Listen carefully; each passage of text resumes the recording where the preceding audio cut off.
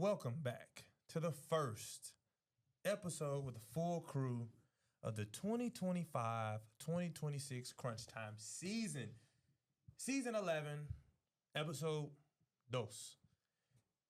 Full crew here today. It's a new face here. We wasn't expecting to see him today, but hey, look. Happy to be here. Happy to be here. I'm more than ecstatic to see you here, brother.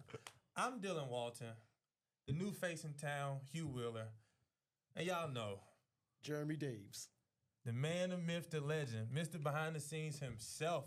Guys, I have so much energy. I'm trying to contain it. I'm super excited to be back inside the Studio B, giving you guys all that Austin Peay Athletics have to offer because it is going to be a jam-packed season this year.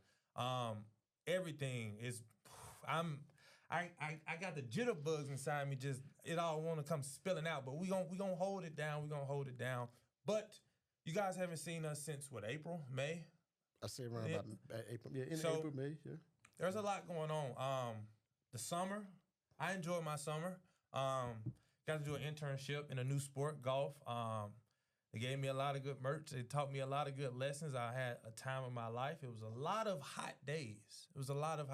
But it was all worth it because I got to learn so much about the ins and outs of photography, videography, social media, just pleasing people and, just getting the social media right, especially when you post into over 10, 12,000 people. So I enjoyed my summer. But boys, how was y'all summer?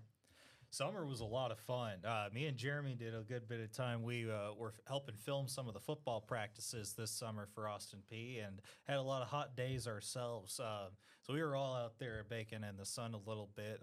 I also got to do some traveling as well. I went up to see my family up in Buffalo, New York. Okay. And then I also got to help celebrate a lacrosse title up there, the Buffalo Bandits winning the NLL title again this year, as well as I did a lot of rowing this summer. I did a lot of rowing down on the Cumberland River out by Hendersonville. Okay. It was a lot of fun times this summer. What about you, Jeremy?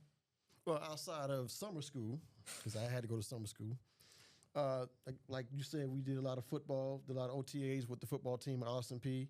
I traveled, went to New York and Long Island, went home to Fort Lauderdale, Florida. Other than that, just worked, did sounds, did stuff with the cats. So it was pretty much a busy summer. That's what I like to hear, fellas. We stayed busy. We stayed in rhythm because that's what's most important when you live in this life, man. You got to stay in rhythm because you start sitting on the couch, man. Mm-hmm. It's hard to get back in rhythm, man. It's hard to get back in rhythm. But it's not unfortunate, but we're back in school. We 3 weeks in. We took a long summer off. No Outlook, no D2L. Didn't have to respond to teachers. No papers, no research papers. No discussion boards. We got to take a good long break. But guys, we finally back. How's the first 3 weeks going, Jeremy? And we getting that master's too, brother. Yeah.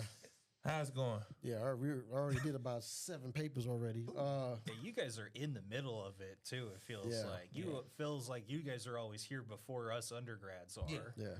And then we're going to get into more about the games we had with the football team. There was a lot. Volleyball had the tournament. Soccer, they up and running, so we're going to talk more about that. But as far as the school, we already. Hey, we made it through those classes. We made it through the summer classes, so we can make it through the fall classes. I don't believe in working in the summer, brother. No school in the summer. Summer school, tech school, rowing school. I don't care what type of school. I don't believe in no school in the summertime. Yeah, we all different people. I don't know about y'all. I'm trying to get out, get those classes out of the way while I can. I started late, so I had to catch up. I had to catch up. So how your first 3 weeks going, Hugh? My first 3 weeks are going pretty well. I've been working some of the soccer games, doing a scoreboard for them a little bit, getting some packages together for our first newscast this Friday. Shout out APSU-TV. Also got to do that high school football game last weekend for Kirkwood and Kenwood. That was a lot of fun. That that was a time I don't think I'll ever forget anytime soon. So what's your take on fun? Because that game last week. Well, as the one calling it was a lot. Okay. Yeah. I think about the game itself. Yeah, I wasn't 30. Oh, I know. I was set as soon as they opened the game with the onside kick that was recovered successfully. I mean, I'm all for that. At that point, I'm like, that everything else is a bonus. Yeah, you was locked in from the get go. Yeah, you're not going to see that in pro anymore. So it's awesome to. Yeah, that's good. My first 3 weeks been busy. Traveled, went to a Chris Brown concert. Then I was in one of my best friend's wedding. Beautiful moment. Cried a lot. Didn't have no tissue though, but I definitely cried a lot. Going back out of town this week, so I'm gonna miss the home opener, which kind of sucks. Man, yeah, it kind of sucks. But I'm gonna go see Aaron Rodgers. So I mean, I think that's a plus. And school is school. So we're gonna get it done. But y'all, we got to talk about this home opener. We hear about sports first. We got some news, We got some news. So we're gonna slow it down just a little bit. So first things on today's agenda is men's and women's basketball. Season tickets have unleashed. The F&M Bank Arena should be jam-packed. I mean, Coach Corey Gibson for the men's basketball team and Coach Brittany Young for the women's basketball team, they are more than excited to get their season rolling. It starts late October, early November. So please, if you haven't or if you're planning to, go get those tickets. Should be on Ticketmaster, or if you need to find it anywhere else, Let's Go P has all the information that you need to go get those tickets and go support the men's and women's basketball team in the F&M Bank Arena this season. Also, we are under new management for social media. So we have a new Instagram and X/Twitter. I still call it Twitter because Twitter has been one of my favorite social media apps. We are now APSU_SportsNet for both accounts. So please go follow those. There is a lot of more content, a lot more behind the scenes footage that you guys will get to see, whether it's the crunch time, whether it's, like we said, the high school football broadcast, when we do hockey in the next coming weeks, when we do our homecoming shows, when the GAs are just sitting in the office with Steve. You just see a lot of background, behind the scenes content. So please follow those social media accounts. So outside of that, let's talk about let's throw the pigskin around. We got the helmets on the table. The football team is live in full effect now. They have the campus buzzing. So they started off their week 1 at MTSU in the borough, Murfreesboro, Tennessee, on the road, and they got the job done. 34-14 was the score. And if you watched our emergency episode last week, we gave you just bits and pieces of glitz and glamour of how they got the job done. I mean, it was on both sides of the ball. I mean, what an opening week of football. I mean, Chris Parsons, the quarterback, you see 11 for 20, 142 yards.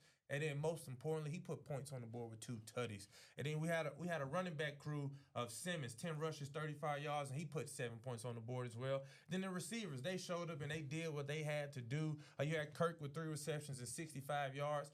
And then you had Robinson, 2 receptions, 31, and for another touchdown in the red zone. So, I mean, the Govs came out and they controlled that game from the opening kickoff to the zeros on the clock in the fourth quarter. And I want to start with Jeremy. You were there. You get to travel with the football team. Give me a quick rundown. You got to travel Friday with them.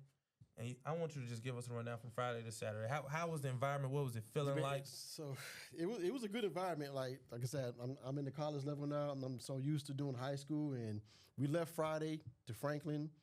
We stayed in the hotel. We had team meetings. We had the team dinner.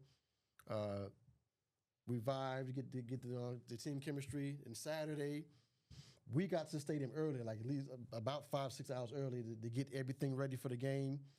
Game started at 6. Like I said, I didn't know what to expect because, like I said, okay, we playing a bigger school. Yeah. And we came out swinging. When Parsons did that first touchdown pass, I was like, oh, okay, we rolling. And then in the next possession, he threw a nice one on the I think it was a 1 yard line. He threw. I was like, oh my gosh, because we in training camp, we in OTAs. We seen the football team every day. They practicing each other. I'm not sure if our running game is there because they're practicing against each other. It's hard to see those kinds of things. Yeah. But when they came out against MTSU, I was like, oh my gosh, we're gonna look good this season. We're gonna be in good shape. You got good faith? I got good faith. Yes, I do. Good faith, I tell you, yeah, I have great faith now. I mean, to walk in there and have Chris Parson only throw 11 for 20, and we still beat an FBS team by 20. I think that's a huge testament to where this program was. I think the defense has been phenomenal through that game. I think that was exactly what the game plan wanted to do with MTSU. And to have that first FBS win since 1987, week 1 of year 2 of the Jeff Ferris era, I think Austin Peay has all the momentum in the world going into the rest of this season. Like, who knows what else they could get themselves into? Yeah, I mean, was I shocked? Yes, of course I was shocked. Absolutely. I think we all were shocked. Absolutely. I mean, if that... look at the rushing yards. 47 carries, 150 yards. I mean, that's pretty good in receiving. Yeah, wow. You're looking at 14 receptions, 193 yards, two touchdowns, yeah. So that's pretty good. And one thing that I like, guys, I think that, like you said, from year 1 to year 2, we see a completely different team. New quarterback, bigger receivers. That defensive line is beefed up. That defensive line, that protein is real good with them.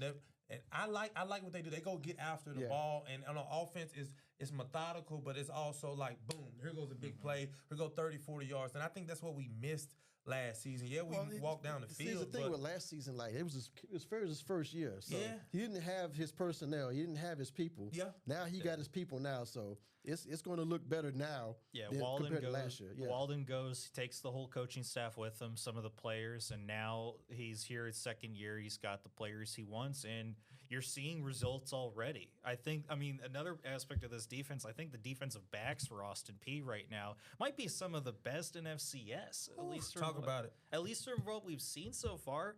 Against MTSU, we held them to 109 yards passing. 2.9 is their average per attempt from that game. They threw 37 times, only completed 16 for 109 yards. I would take. I'm sure they've still got 2 touchdowns off of it, but when you need to score 35, that's nothing. And so I really liked what I saw in that game from our corners and how we were able to cut off a lot of the routes they wanted to run on us. Now you mentioned corners. Let me give you 2 names. Yes, Ellis Jr. Mm-hmm. Name's so good, you got to say it twice. Javius Bond. Javius Bond is like our Travis Hunter. He plays running back, kick return, punt return, cornerback. Like, we got a squad. Yeah, That's what it sounded like. We got a squad, and I'm excited that the Scotty Walden era was so much hype right before he left, and it was like he took all of that, and we went right back down to ground zero. Yeah, and last year I'm pretty sure a lot of us were almost looking like, are we cooked? Are we cooked, chat? Are we a basketball school again? Yeah, are we a basketball school? Still baseball, yeah. Yeah, we didn't know. We what was in direction transition. We was in transition mode. Yeah, but it was scary though. Yeah. It was scary. We started off with 0-4 or 0-3, something of that nature, and we almost lost. That Louisville some bad game schools. looked bad. Yeah, we didn't put up any points, so it was a dark time. But I mean, to win like that on the road, week 1 at MT, very good sign. And then week 2. Yeah. We go to Athens. We go to Athens, Georgia, baby. And we held our own. That's the most important part. Absolutely. We showed them that we have effort, we have dog, we have fight, but we showed our effort. We lost, unfortunately, 28-6. We were thrown to the dogs. They put us in that cage, and, we survived, but we came out with a few scratches. We held Georgia to 28 points, the fewest Austin Peay has ever allowed against an SEC opponent. Wiley, the first governor to force 2 fumbles in a game since John Wesley Whiteside against Jacksonville State in 2021. Wow. And then this is the crazy part. Shout out to Jeremy for getting these facts. The Govs have only been outscored 42-40 in their 2 games against FBS opponents to open the season. I mean, it's a lot better than what ETSU can say after what they did to Tennessee. Yeah. So I think there's a lot of great numbers in there that to hang your hat on. I mean, to not get terribly outscored. I mean, you're done with the FBS now for the rest of the year. You got some tough teams. We got Tarleton State and Abilene Christian ahead, but I mean, we've got the worst of us behind. And how many teams are ever going to be able to say that they were able to hold an SEC team to under 30? And I can say this. By playing Georgia, having the 28 points, that'll get us ready for Tarleton State and Abilene Christian and even EKU. Absolutely. Because they predicted us to finish 6th in the conference. I mean, that's a slap in the face, but I think we're going to prove them wrong. Yeah, I think we're going to prove them wrong. And we're ranked 22 right now. Yes. We're ranked 22, and I think that's a strong way to come out. You know, right the week before we go into conference play, we're ranked 22. And I think we're here, honey. I think we're here. After that Georgia game, our team heads should still be high. The morale should not be down because, I mean, we have a few highlights. I mean, let's roll those highlights and let's just see how well they did because, I mean, we played very well. I mean, Chris Parsons, if you guys seen the interview from months back, Mississippi State, he's an SEC caliber quarterback, and we are blessed to have him. So let's see what he can do. Let's see those highlights, Mo, and let's just see how he did. I mean, right here we're in the two-back formation right here. Simple little look right here. Throws to the flat right here. Let the running back gets out in open field. That's Javis Bond right there. Working. He's a workhorse. It's a good block behind that route, too. And then Parson here, sling pass right to the tight end, gets it in. Well, that's a receiver. We I'm sorry, heard that's a him. big body. Oh, my and he took a hit. He took a hit. He took a very tough hit. A lot of them players took hits this game. Yeah. And then this is one of my favorite plays right here. Tight ball on the sideline, gets it, head tap, a serious head tap right there. So we have the receivers to go get it. And the most viral moment, guys. Stop them in the one. 5 straight times. I mean, I have every play. We have every play right here. Every single time the This defense, one, he just drops it there. Yeah. Oh, Yeah, you could see Kirby Smart's frustrations with this on the sideline too. Watching this at home, it was kind of funny if you're a fan. Nice of stop that. there by that's 26. That's that is. It's a dog. That's who Yeah, it's a real dog. Real a true dog. yeah. And like our DBs, like you said, we might have the best DBs in Ratton. FCS. 26 is Ratton. And then this was the best play right here. Blowing it up right down the middle. Defensive tackles just running through their offensive line and then just powering through for that last stop. And I think they didn't even have any more timeouts. No. So they played that awful. Yeah. Let me ask you this question. You think by the thunder lightning delay, you think that killed the momentum of the game? I don't think that killed the momentum necessarily. I think that kind of it cooled everybody down. You know, you're warmed up through all of that. And halftime's not necessarily enough time to like really sort of decompress or that much. But when you have it last for a couple of hours, 3 hours, I feel like that. Let me ask you another question. If you Kirby Smart in a lot, what is that locker room like halftime? Oh, it's gotta be miserable. It's gotta be miserable. You're probably being yelled at. It's like, you keep this up, you're getting benched next week. You know, I mean, I part of my thinking is like, what was the game plan for goal line situations? I mean, I understand. You think you can do those little short routes because obviously the guy was open. You should be able to catch it. Let's flip it to what was Ferris like in the locker room. I think after he stopped it on the 1 yard line, probably like he wanted. They run the locker room. Oh, yeah, let's go. Probably about the reaction you would get if you won the Sugar Bowl. Yeah.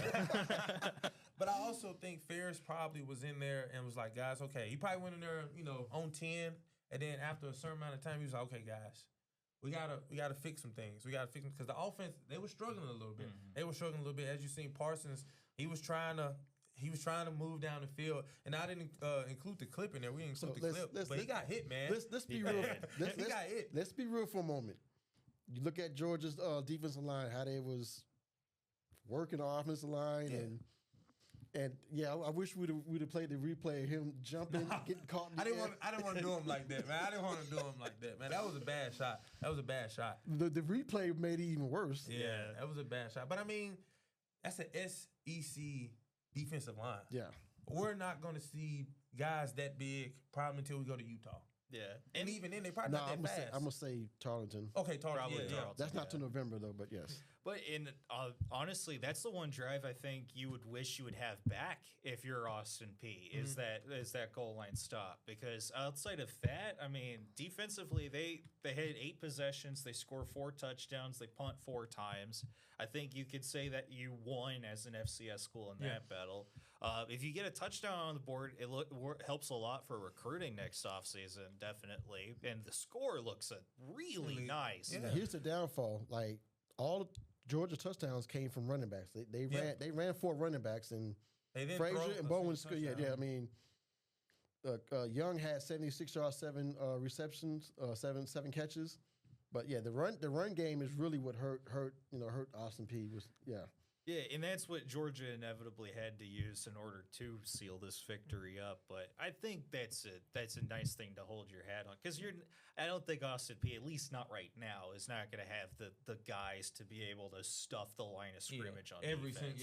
every single time consistently against Georgia. Yeah, and then Ellis, I mean, he's a player, man. 11 total tackles, 8 solo tackles. I mean, he was all over the place. He was working. I mean, he earned the NIL check, whatever he's getting, that scholarship. He was preseason favorite for the season start. So yeah, that's good. Yeah, so I mean, he's on top right now. I mean, he's the number 1 corner for our team. He has it all, and I'm glad to see that our team is finally getting what we deserve, that notoriety, because like I said, we ranked 22, and the most important part is I think we've always had a good defense. Yeah. I think last year our offense didn't help our defense. No. I think that was the biggest problem. I mean, I heard Coach Ferris talk about it on like the media press conference the other day. He was like, when you think about it last season, there was at least 3 games that they lost 1 score. Yeah. EKU, they blew a 17-point lead to Abilene Christian. That's what I'm saying, lost by a point. So, I mean, when you think about it, our defense has always showed up. Yeah. I mean, but you just can't expect them to really come through every single time when the offense is not putting them in good positions. Yeah, you got to hold them down a little bit more.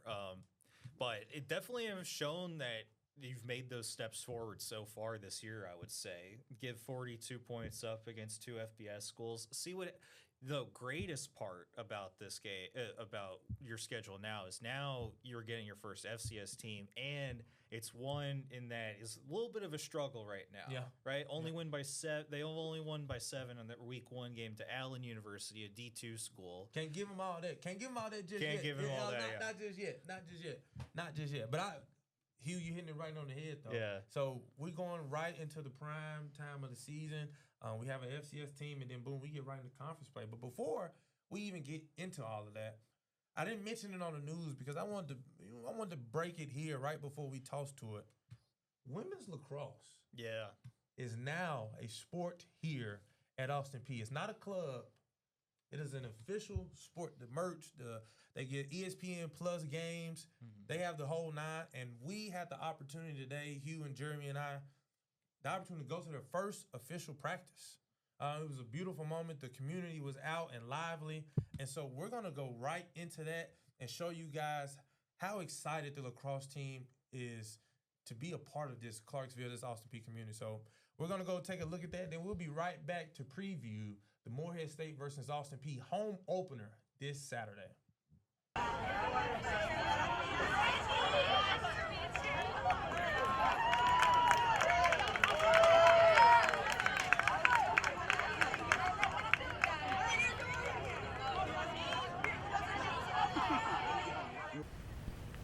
Dylan Walton here with APSU CrunchTime, and today it is the first inaugural practice of the women's lacrosse team here at Austin Peay, and I have the leader, the big dog, the woman in charge, head coach, Melissa Rauch. How you feeling today, Coach? Awesome. It's a great day to be a Gov.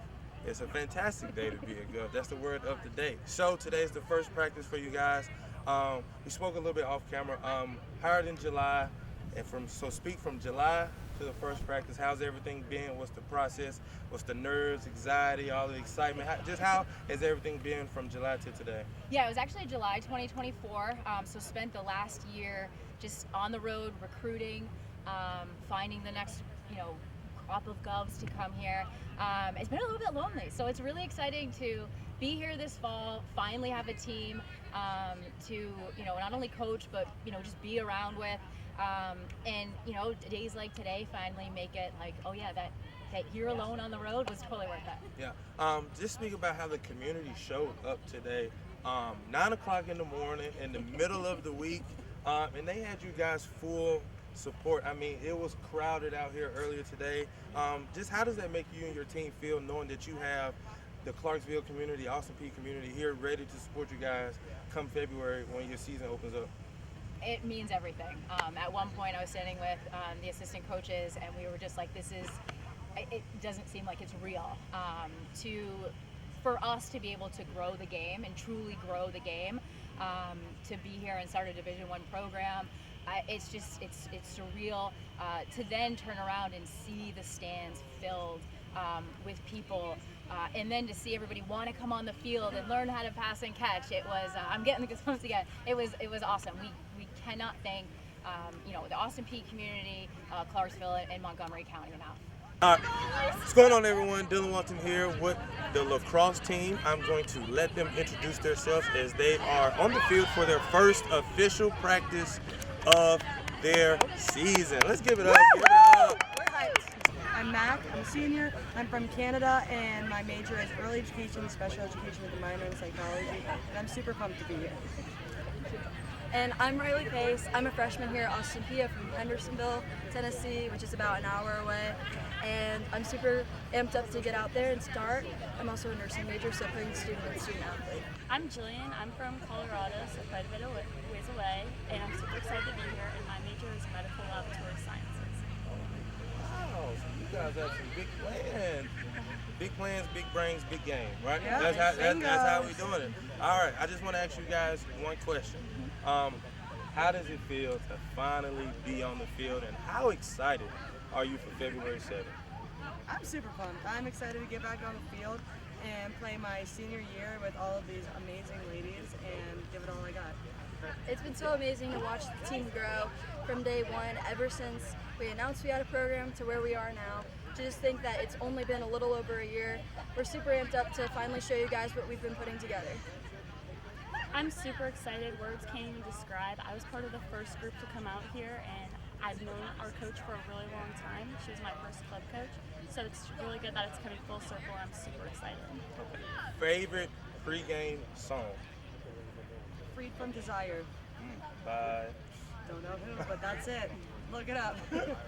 Ready for it, Taylor Swift. Okay, a Swiftie in the building. Big one. I really like Maria by Justin Bieber because it gets the whole team going. Yes.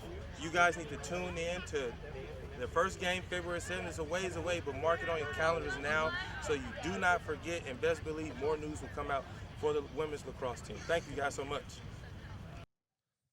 As you guys can see, lacrosse is completely new, but the community showed out. I mean, it was a lot of fun. I mean, we all felt the energy. It's basically as soon as we got there. I think our first words was, "Oh wow, this is jam-packed." I mean, it was a lot of people out there, and just want to give a special shout out to the head coach, Coach Melissa Roush.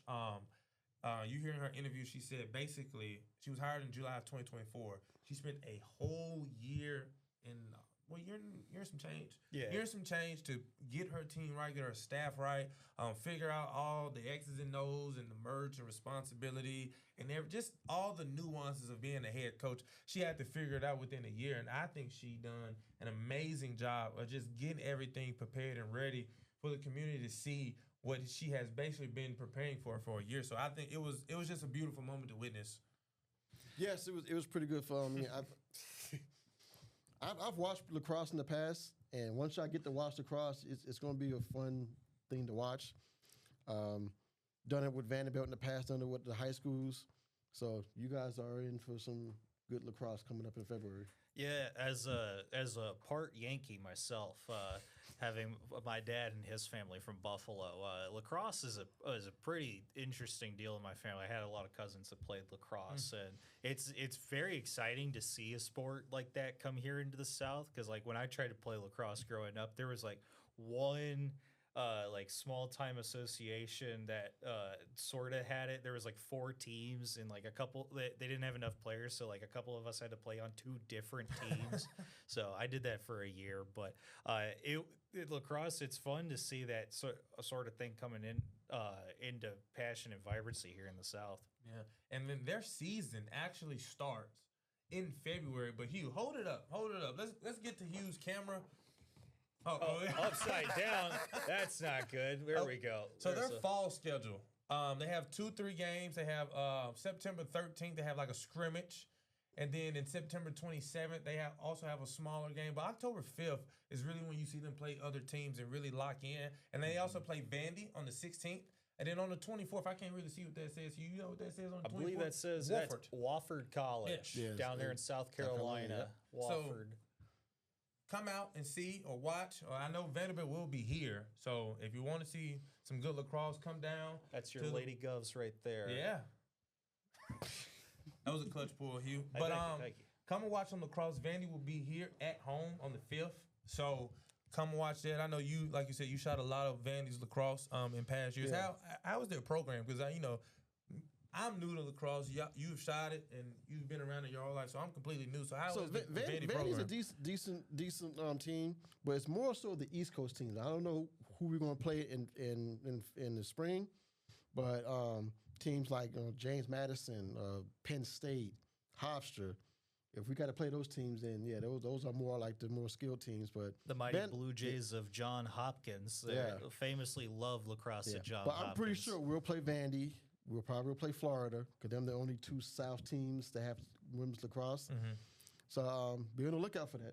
We are going to play in the ASUN though, so expect to see some of the same teams you've seen in a lot of other sports across Austin Peay. I believe all the Florida schools, have their own lacrosse teams and such. It's a fast-growing sport. Yes, it is. It's one, especially in the women's side, it's grown a lot in the last couple of years. You've seen a lot more teams in the South come about in recent memory, and it's going to be a lot of fun. Hopefully, with not all of the big schools in these sports like this could be an opportunity for like a program like Austin Peay to kind of really take that as their like niche sport. If success happens our way, we'll find out in spring, of course. Yeah, but February 7th is the home opener, and I think coaches. She said in her interview that her anxiety and everything was very high going into this practice. She said now it's kind of settled down, but she said now she has a newfound type of bubble guts because February 7th is the biggest day, and all eyes eventually be on her. Football will be over. Basketball will be heading into the playoffs within the next couple weeks of that. Baseball and softball will be ramping up as well. So, it's really baseball, softball, lacrosse, and track and field, but track and field doesn't have any home field. So it's almost like it's her and the baseball and softball team. So she has her eyes on the prize right now. Everyone's looking out for her because she's the new face in town. Well, and we've got some fun. Some of the teams we're going to see in ASUN play as well include Lindenwood University up there in Kentucky. We've got Queens over there in Charlotte, North Carolina from the ASUN.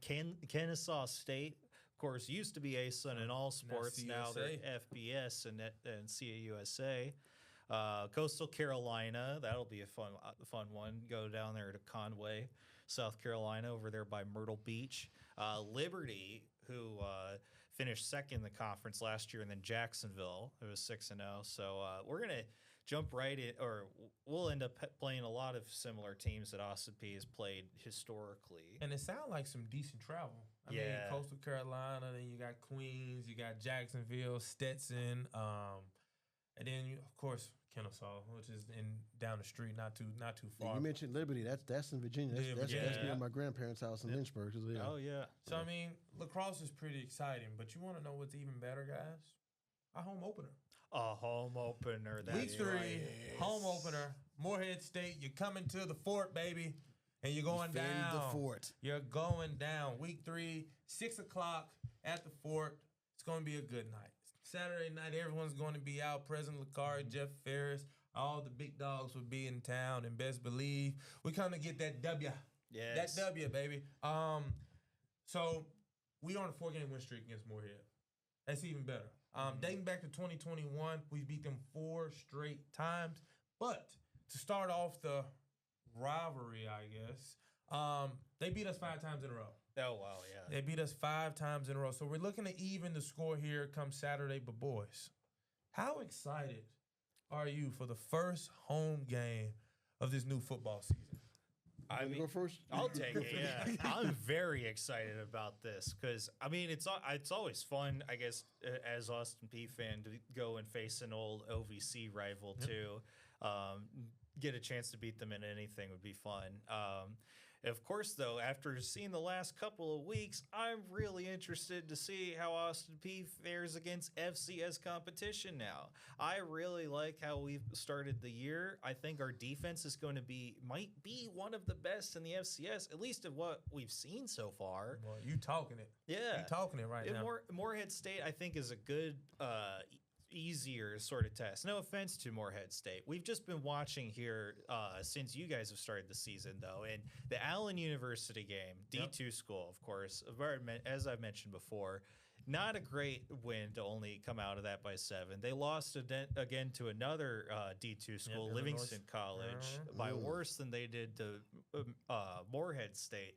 So you've already got that against you. Then, of course, they play last week. They play Illinois State, who currently they're 4th in FCS, so not a terribly 41-13. Yeah, they get killed.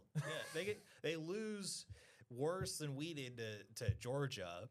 So I guess this is purely a logic exercise I'm doing right here. But by that, I'm thinking, we should win by 50. We should win by 50. Okay, yeah. I'm with you. Jeremy? I don't know how to follow Hugh. Hugh did his homework. but I'm excited because home opener, we're going to see some tailgating. We're going to see some, probably going to be a parade. Yeah, the band, probably. We're going to have the game, and I know Ferris is going to be amped up. I'm going to be amped up because I'm going to be doing some filming of the game. Yeah. I can't wait. Yeah, I'm excited. Unfortunately, I won't be here, so I can't enjoy all the festivities. I really want to, but it's okay because we have a lot of more games. And I mean, if I'm gonna miss any game, I can miss the Moorhead State because I got faith in our boys. But I want to break it down for you guys. Let's get into. Before that, this game is on TV, by the way. I'm gonna tune in, but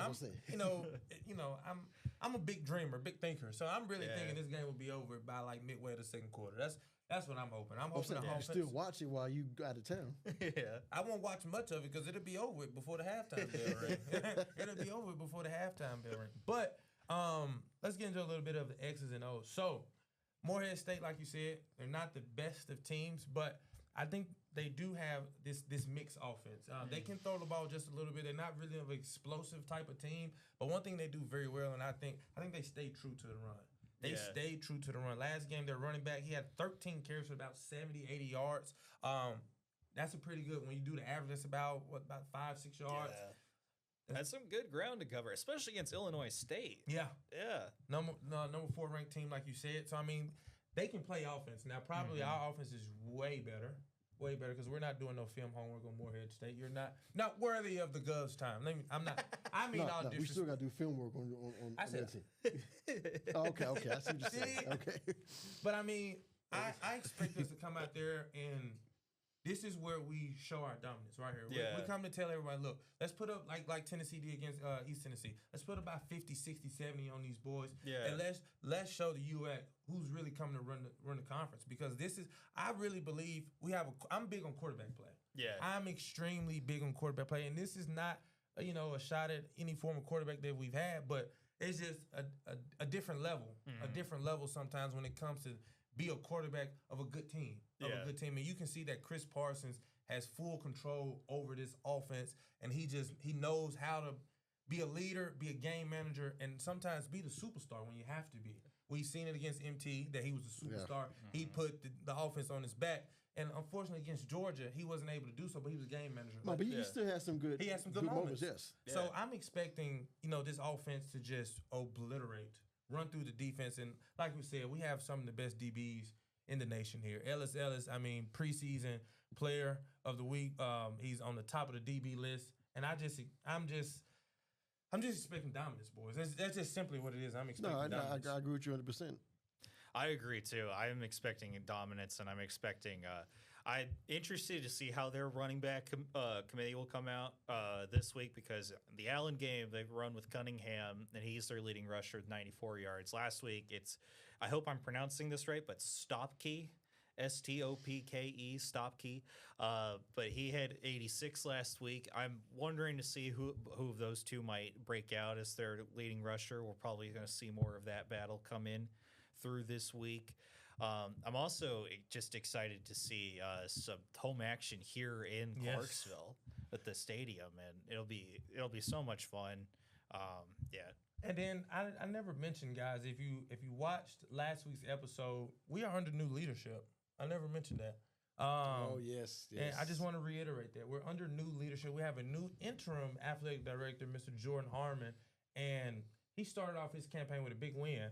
And now it's like, okay, this is his first time to put a face to the name to the community at home. I'm pretty sure at halftime or at the beginning at some point, they'll bring him out. He'll do a little speech on the field and everything and get the crowd hyped because, I mean, they've poured a lot into this Austin Peay football team. And you can see the community service. They've been everywhere this past summer, just trying to build rapport with the community. The AD is getting accustomed to everything that, all the big deals and all the behind closed doors and things we don't get to see. So the football team is, and honestly, and for most schools, the football team is the bread and butter of the athletic program.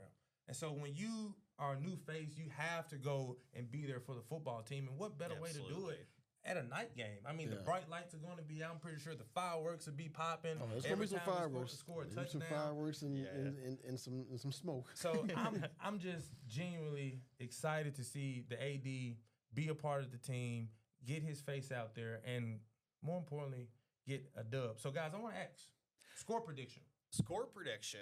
I'm thinking we're going to hold them on defense pretty well. And I don't think we're going to let up more than maybe about 14 points. I'm thinking we're going to give up 14 and score roughly. You know what? I'll go optimistic. I'll say we're going to score 38. 38 to 14 is my final score prediction. Okay, 38-14. Okay, what you got, Jeremy? I'm going to be blunt. We're going 50. Come on now. APSU by 50. Oh, by 50. Govs by 50. 50. Govs by 50-0, 60-10. They might kick a field goal. So 53-3? Okay. Yeah.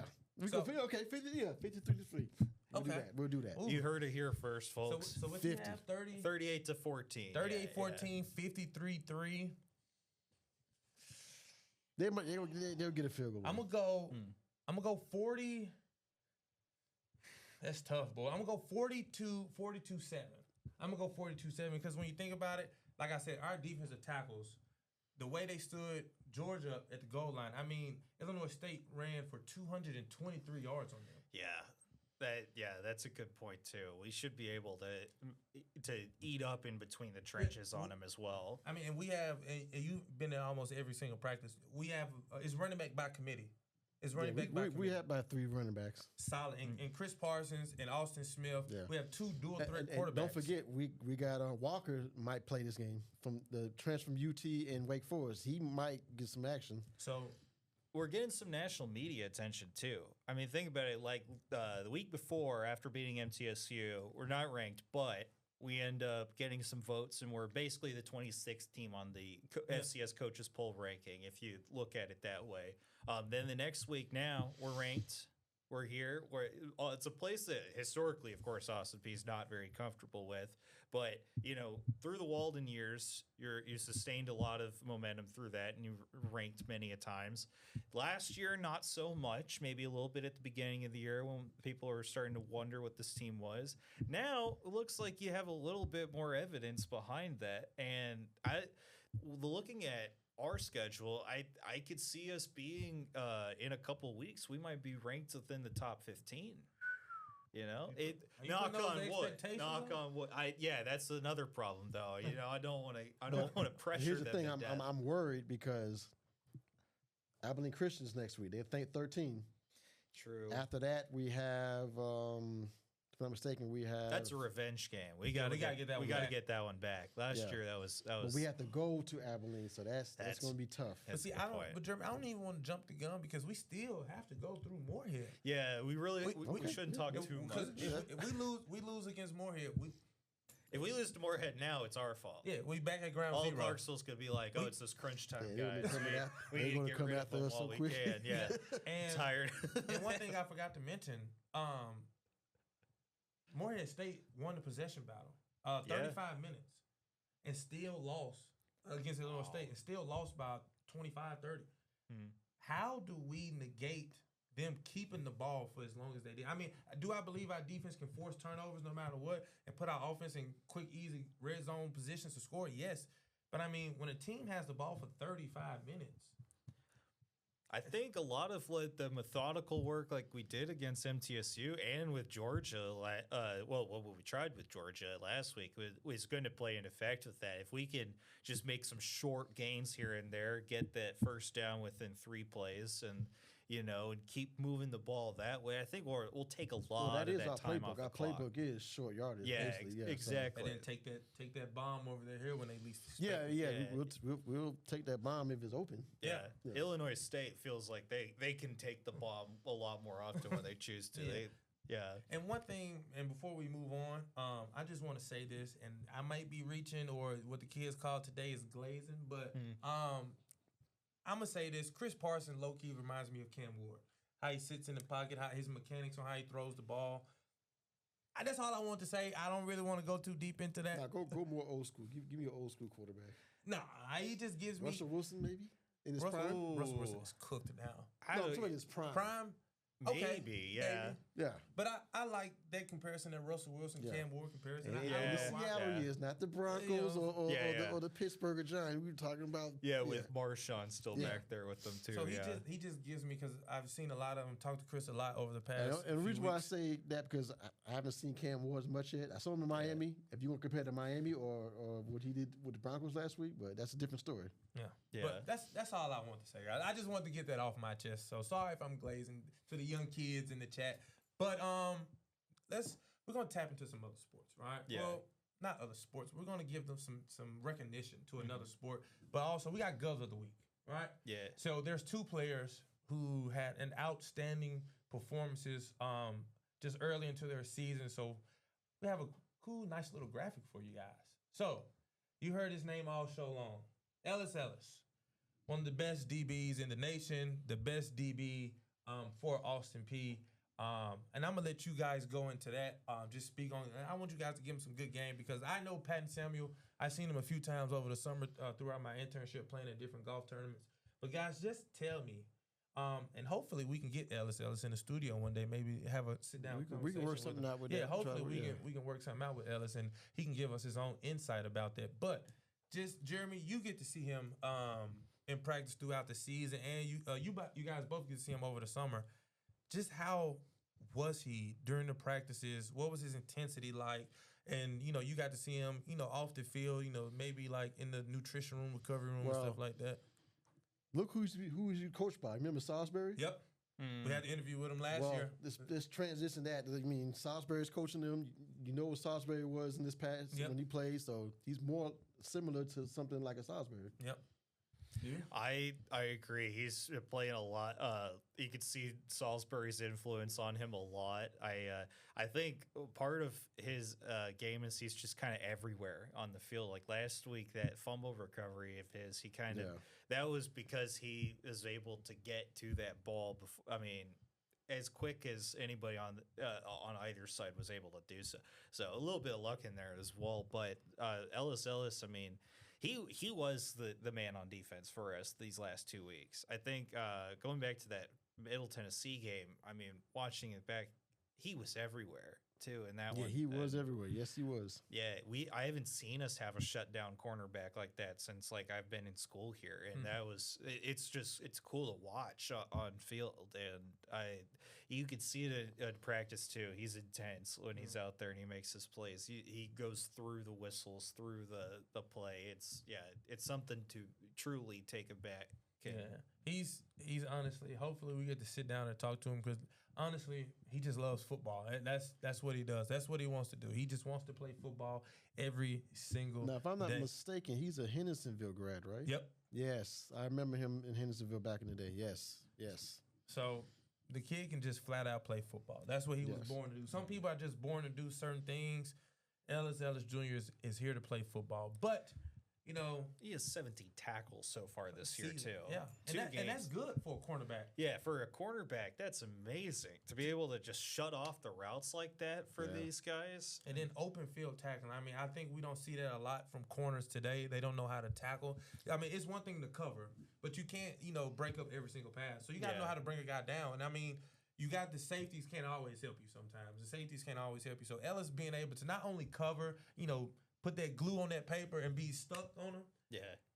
he can bring him down to the ground. And I think that's a very key component of his game, being able to tackle his opponents. But I want to, I haven't gotten to talk about golf yet. I've been heavy. That's true. I've been heavy. Jeremy, why are you looking at me like that, bro? Why are you looking at me like that? He's been wanting to talk about golf all season. Yeah, okay, yeah. So Jeremy has been real heavy on me when it's coming to golf. Honestly, I can't shut up about it. I really do love golf. And He's in his golf era. I am. Yeah. I'm in my golf bag right now, and every time I talk about it, Jeremy goes, "Man, that golf really changed you, man. We used to have arguments about LeBron and Michael Jordan. Now No, it was boxing. You was a boxing guy. too. Now you a golf guy. Yeah, I still love boxing. I try to love every sport, man. I really do love sports, and so I got the opportunity to learn golf this summer. And Patton, man, let me tell you guys. Hopefully, I can get the chance to sit down with him and we can get to hear his point of view because the golf season is underway. But I just want to paint a picture for you guys. One of the biggest, every state has a golf association, right? So I got to work with the Tennessee Golf Station. And one of the biggest tournaments was the state amateur, right? Yeah. And when it's a 4-day tournament, so the first 2 days you play and you place, and there's a cut line, right? So Patton made the cut line. He was like top 10, top 5, around there. And when you're on that final day, you place, your scores, you place a group. So the last 2 groups are the top 6, right? Or tied for whatever the position is. And I got to follow Patton around for 18 holes that entire day. And guys. Was you his caddy?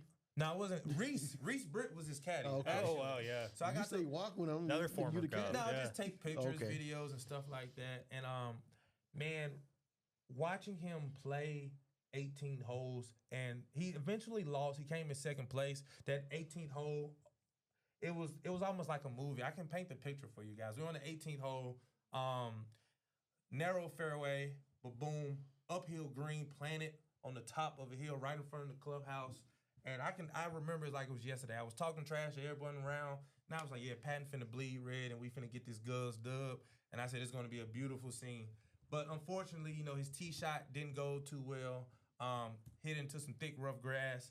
Boom, his approach shot overshot the green, landed into like some heavy grass. And then he just his chip shot went over, and then he 2-putted for a bogey. So it was a par 5. And then Payne Dedman, he won the state am.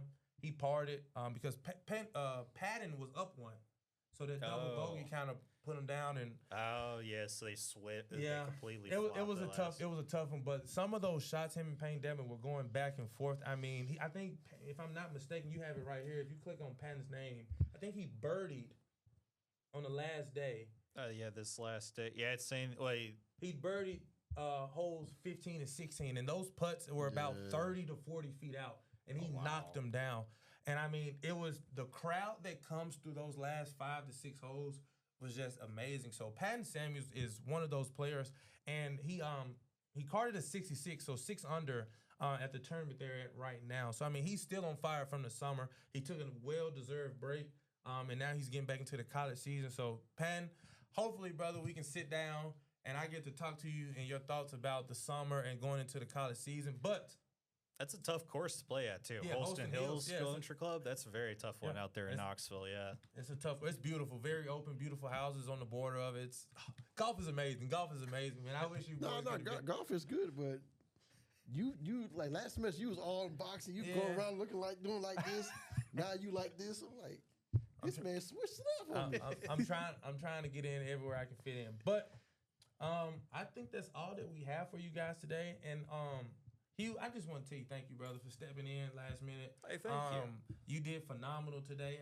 Just give us your thoughts on how it is to be here, because you've been trying to be here for a minute. Yeah, thank you for having me on Crunch Time finally. I love this show. I watch it every week.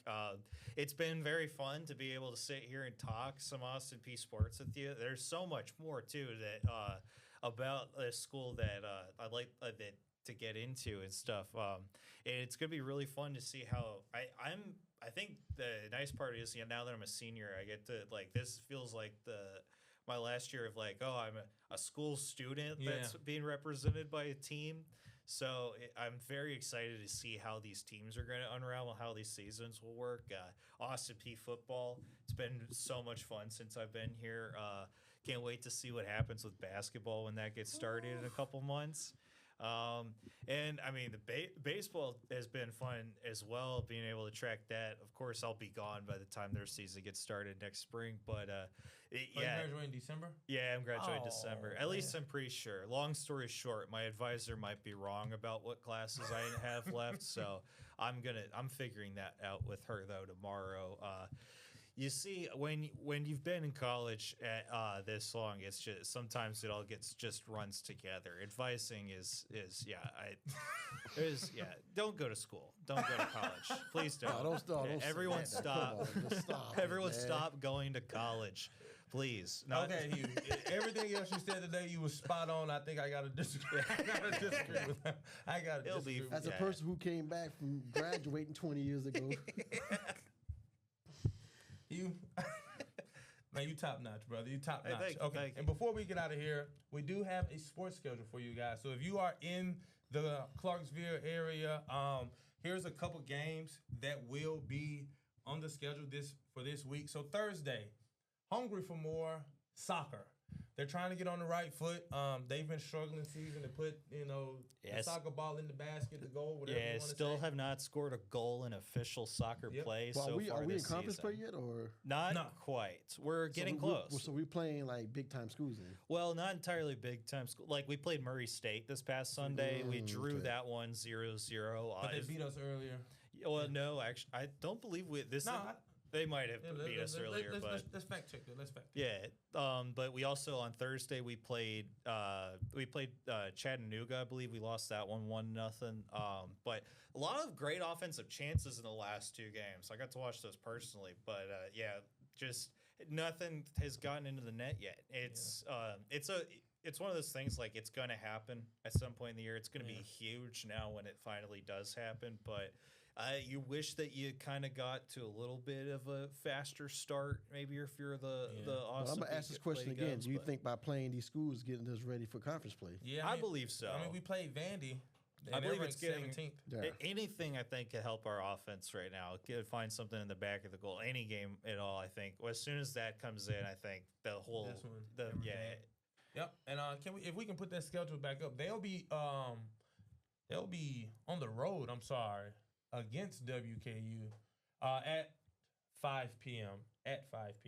And then we have volleyball on the road as well. Now, volleyball will be on the road all month long. Yeah, we don't have a home game until October 3rd. So October 3rd, yes. Yeah, so volleyball will be on the road all year long. And they're under a new head coach as well. Yeah, that whole after last year, how that went. That was the 20-game losing streak. Yeah, you're happy that there's been a couple wins on the road. We beat Murray State, and that was that's what I was referring to. Not soccer. Volleyball is beating Murray State. Yeah, they were up. Yeah, they won 5 sets in that one. They played them twice. That's what it was. Yeah. Okay. Yeah. So, but I think that having that under our belt, of course, it's always nice to beat Murray. When you beat your rivals, it's always great. And with this sort of new coaching staff and all that, honestly, you're not gonna, you can't expect terrific things immediately from any first-year coach. I expect not to lose 20 straight games again. Yes, I would. No, I don't think they're gonna lose 20. I don't think we games. can. This team, I went to the first game against Cumberland. Was that? They had Tuscaloosa. Yeah, so I was at that game, and they beat them 3-0, and they looked really good. So I'm looking forward to seeing them once conference play start. Yep, they have the Cougar Classic, SIUE Cougar Classic all weekend. They play SIUE. They play them at 11 a.m. and then they play Seattle at 3:30. That's a doubleheader for them in Edwardsville, Illinois, and then they play Air Force Saturday at 11 a.m. as well. So they have a busy little weekend, and then they get right back on the road to Bowling Green. So it's pretty tough for them. They have a tough road schedule upcoming. Then lastly, the biggest one, we've talked about it, APSU football team. Let's go Govs against Morehead State. Home opener. Yeah, let's beat the Eagles. Yeah. It's a great matchup, honestly. It's one of the tragedies of the modern college sports structure was the Ohio Valley Conference, in my opinion, falling apart slowly but surely. Used to have all of those Kentucky and Tennessee teams. Those small little nooks and crevices. Hey, I was part of it. So, yeah, I'm sure. Yeah, with Tennessee State. You had Murray State, you had EKU, you had Jacksonville State, you had Sanford. East Illinois, SEMO, Tech, SEMO used to be really good. Yeah. SIUE too. Speaking of them, yeah, they came later. But when I was in undergrad, we had to deal with Jacksonville State a lot. Oh yeah. They had some EKU nice always teams had our back in the number. day. Yeah. But that was. I don't want to do you like that. No, But you said, Throw him under the that's bus. what I'm saying. You said it was in 2000, man. So about 2000 round, I came in 01, finished in 06. So yeah, around that time, yeah. I remember Willis McGahee and Andre Johnson and the Miami Hurricanes. I was born in the early 2000s, man. I was born in the early. But I think we was having that conversation yesterday. Yeah. You graduated with high school when I was. Yeah. Oh yeah. It is what it is, man. You don't need to throw him Hey, salute, brother. Yeah, that's Because hey, look, if you didn't decide to come back, we wouldn't be here now. Yeah, so I'm thankful for you, brother. I'm thankful. You thank Barry Gresham for that. Barry Gresham one that got me back. Well, I'm glad he did because man, I'm gonna give you your flowers too. I gotta give you. I appreciate you for stepping in like this, man. The behind the scenes footage that you somehow always have, it saves us so much. Yeah. And you put it together, boom, boom, like that, and next thing you know, we have like little media day packages because of Jeremy. Like all this, sometimes the majority of the behind the scenes footage come from Jeremy. If y'all do not know, I'm gonna tell it now. I'm gonna give him his source, his credit now. Appreciate it. He gets that, so I appreciate Jeremy for doing all of that because man, it takes a lot off my plate and our plate as a GA staff as a whole. So shout out to you, brother. We got another good year because it seems like our calendar is booked already. It's only the beginning. It's only the beginning, baby. And I think we got a lot of good content. This is going to be the year. Getting warmed up. Yeah, we just getting warmed up. This is the first episode. So much more for you guys That's later. What I'm saying. Oh my goodness. Yeah. Don't forget Miss Bradley on the 1 and 2. Yeah, and Mo. You know, I ain't officially do the outro. I was going to give her one. Mrs. Bradley. Yeah, Mrs. Bradley on the 1s and 2. Mo, we thank you for directing. We got Elijah running the audio today. Then we got an audience. Yes. they don't want to be announced, but we have an audience. But that's all we have, you guys, for Crunch Time this week. It's been an amazing first full episode with the crew. There's going to be a lot of more episodes to come. We have a lot of good sports, a lot of good teams, a lot of good players, and hopefully a lot of good sit-down conversations with the rest of these student athletes. So for the second episode of Crunch Time Season 11, I am Dylan Walton. I am Hugh Wheeler. And I'm Jeremy Daves. Yeah, and that's been Crunch Time. Thank you to everyone, Steve Sawyer, David Ellis, and Doc V, for all helping us getting this situated. But that's all we have for you guys, and we will see you next week.